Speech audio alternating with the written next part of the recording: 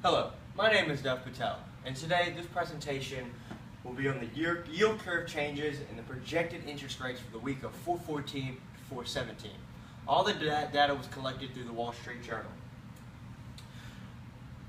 Through the week of 4/14 to 4/17, the yield curve actually steepened. It steepened from about a 30 to 3-year spread. This steepening was due to the unwinding of the bond buying program, as well as stronger economic data presented and the easing tensions in Ukraine. The forecasted interest rates through the week increased. As you can see from the graph, you see the yield curve actually increasing. The largest increase was from the 5 to 10-year spread. Here is the forecast. You see it increasing.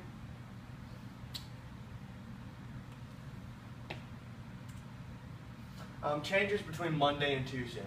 The Tuesday's yield curve was steepened, but then flattened out closer to the 30-year mark.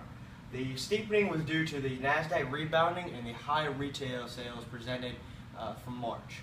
Also, the tensions in Ukraine were uncertain at this point, pushing longer-term maturities lower. Forecasted interest rates were higher in the shorter-term maturities, while they fell in the longer-term maturities on Tuesday. As illustrated in the graph, we see that rates rise, and then around the 10-year mark, they dip and flatten out, and they're lower on Tuesday opposed to Monday. Same thing with the forecast. We see them rise, they rise, and then as we get to the longer-term maturities, they fall. The yield curve changing from Tuesday to Wednesday. It was pretty much similar to Tuesday. It steepened up in the shorter term maturities while flattening out in the longer term maturities. The reason it steepened in the shorter term maturities was because of Yellen's commitment to the ending of the bond buying program in the near future. This has kept rates low and has let consumers borrow more to help stimulate the economy. Also, tensions in Ukraine have helped push the bonds in the longer term maturities lower because they are really uncertain of what's going to happen there, and they'd like more of a safety net if things were to go south.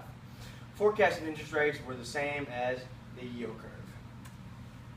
We see from the yield curve that it actually steepened, and then as we get to about the 10-year mark, it falls very slightly. It's almost so small that it's just barely even noticeable. Here we see the forecasted interest rates. They rose, and then around the 10-year mark they started to dip, and that's where you see it. The largest change on the yield curve was on Thursday. This was due to the forecasted data of lower jobless claims that came in. The manufacturing index grew, and the speculation that the bond buying program will soon come to an end.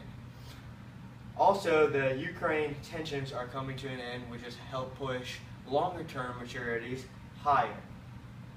Forecasted interest rates increased in line with the yield curve. We see that the rates increased completely all the way up from the 3-year mark to the 30-year mark.